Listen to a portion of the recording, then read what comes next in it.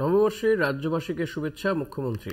সকলকে জানাই নববর্ষের আন্তরিক শুভনন্দন। সোশ্যাল মিডিয়ায় পোস্ট করে মমতা বন্দ্যোপাধ্যায় এমনটাই জানিয়েছেন।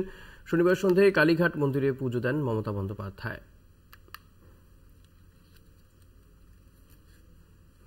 নববর্ষে রাজ্যবাসীকে শুভেচ্ছা জানিয়েছেন রাজ্যের মুখ্যমন্ত্রী মমতা বন্দ্যোপাধ্যায়। শনিবার দিন তিনি কালীঘাটের মন্দিরে পুজো দেন।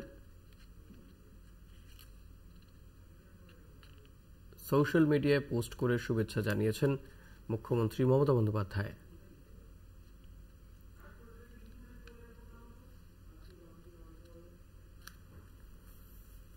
নববর্ষে রাজ্যবাসীকে শুভেচ্ছা মুখ্যমন্ত্রীর।